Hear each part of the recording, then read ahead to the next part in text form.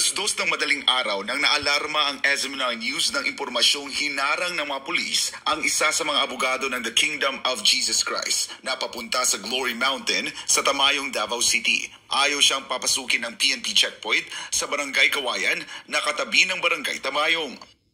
Kasabay niyan ay namataan ang 3 PNP patrol car sa Purok 3 sa Barangay Tamayong kung saan naroroon ang Prayer Mountain ng KOJC. Isa sa mga 4 na religious compound na iligal na nilusob ng pinagsanib na puwersa ng PNP SAF at CIDG noong June 10, 2024. Mag-aalas 5 ng umaga nang makarating ang SMNI News sa Purok 3 sa Tamayong. Pero hinarang din ng mga tauhan ng Regional Mobile Force Battalion 11. Ano sa instruction day, sir? Nabay sir, nabay operation ongoing na inisulti ang barangay, sir. Okay man daw, wala man daw sa taas, wala man daw nagkakaitabo sa taas. Sir, media inyong ginaharangan. Sir, nabay maka-explain sa muang anong dili pasudlo ng media? Ginapasulod din ang private, sir, ang mga private cars. Kani sir, naka-record na eh. Sir, atrasa mo sir, kaya nagpahawin sir, sir. So klaro kayo, kami gina-single out lang mininyo. Kamu sir, basig makatubag mo. So anong ibig sabihin nito? Ano yung gustong mensaheng ipadala ng Philippine National Police sa ginagawa po nila sa media? May tinatago po ba sila? May tinatakpan po ba sila? Siyempre. Questionable ang pakay ng PNP checkpoint sa Purok 3 ng nasabing barangay at para bang may itinatago sa media.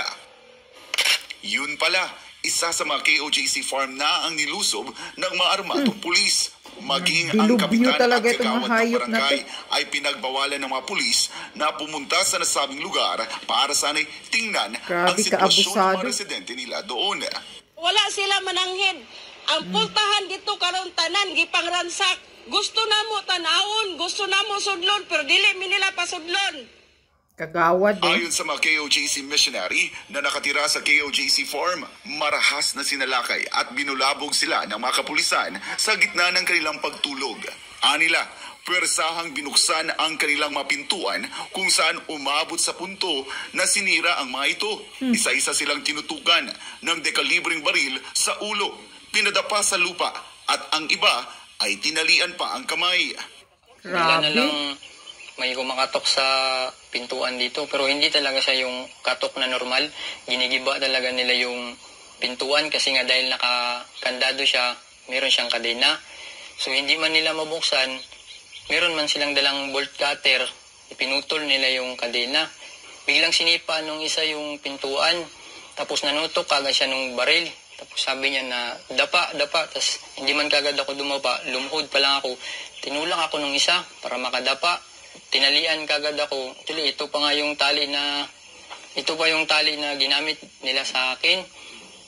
O pag gani kabangon, naana ang duha ka pulis nga nagtutok na sa among naong o armas. Nakita na ako.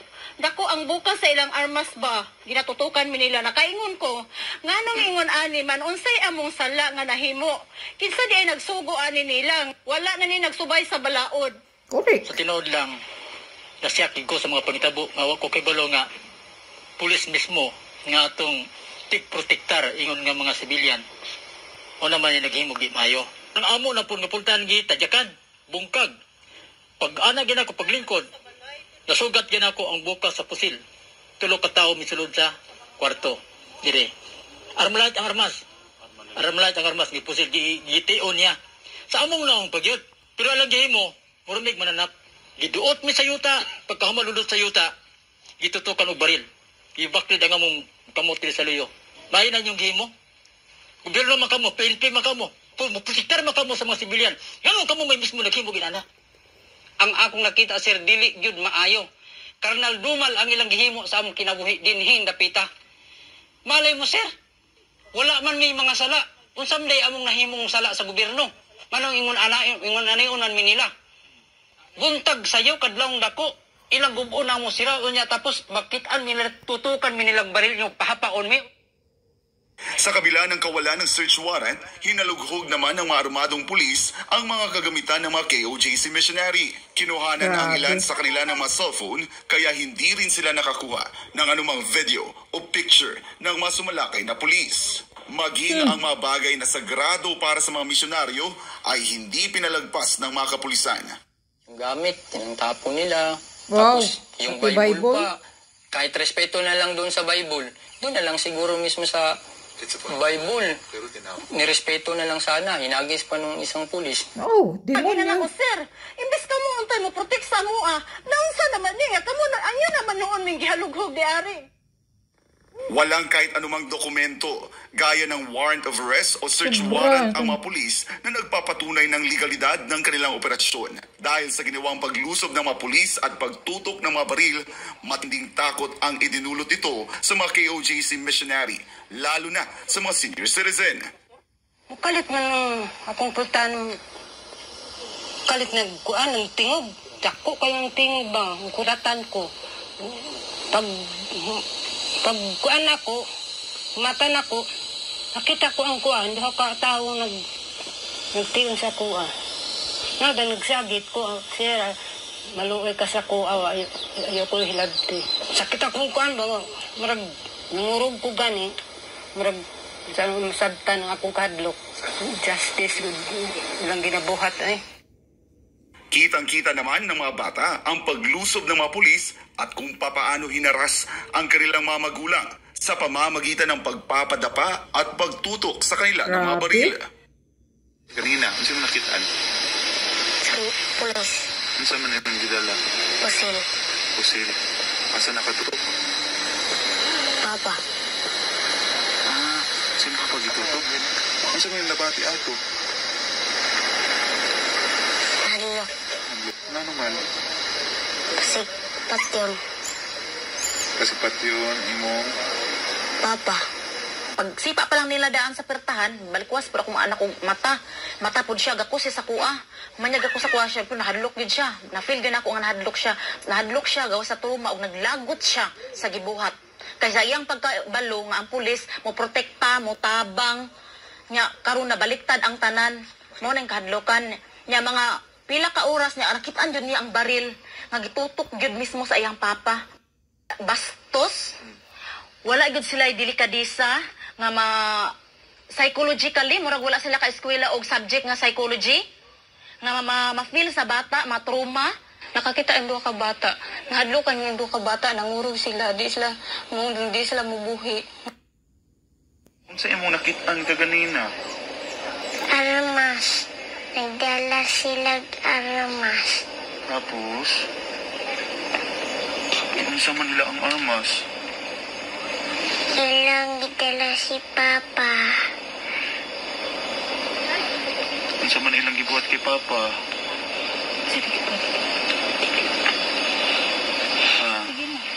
Sino ang gibuhat kay Papa? Sila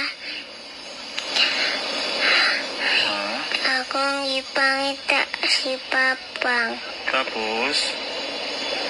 na naman sa gawas. Giunsa man siya sa gawas? Giunsa si Papa sa gawas? Idala sa pulis. Gidala sa pulis. Giunsa man siya sa pulis?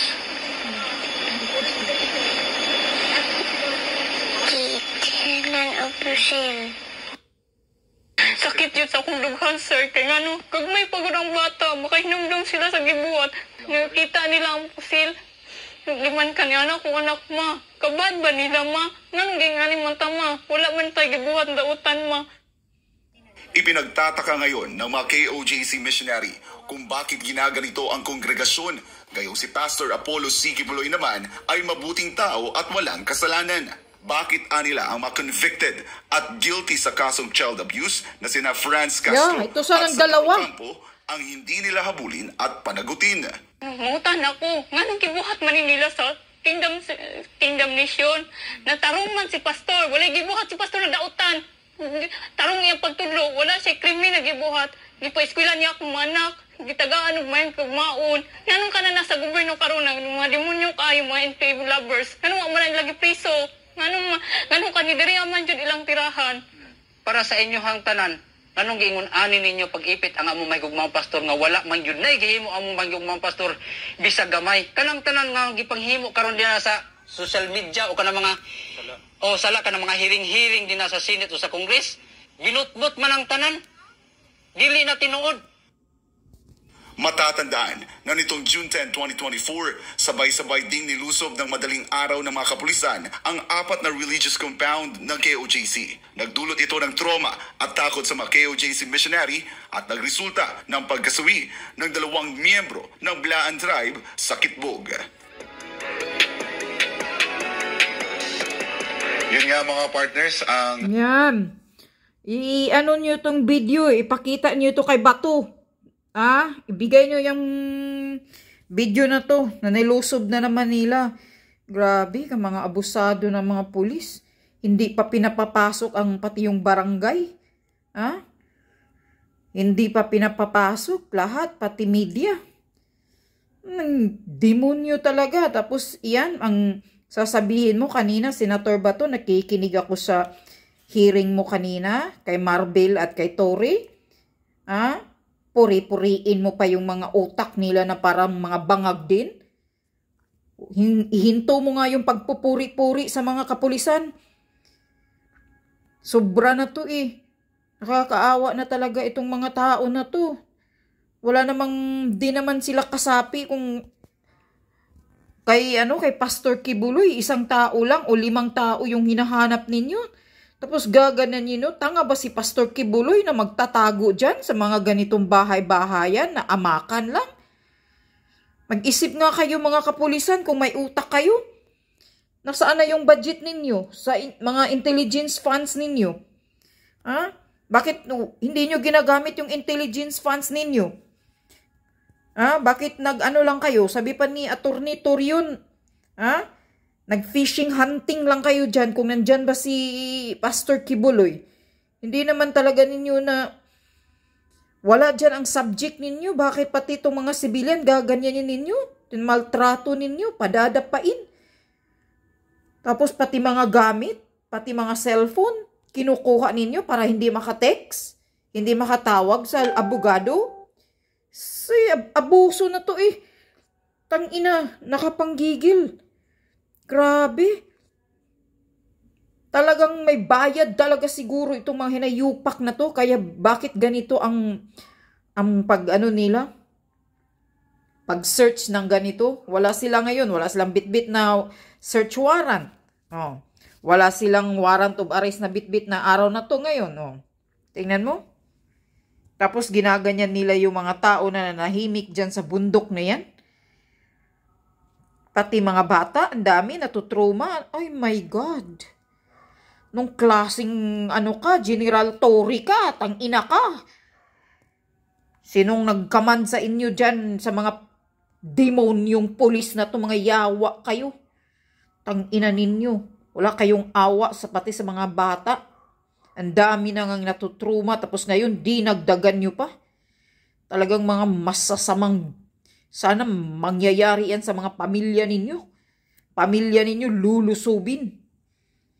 Mamamatay lahat. Tangina kayo. Kasuhan nyo ito, Attorney Torion. Huwag nyong palalampasin itong mga hinayupak ng mga pulis na to. Sobrang abuso.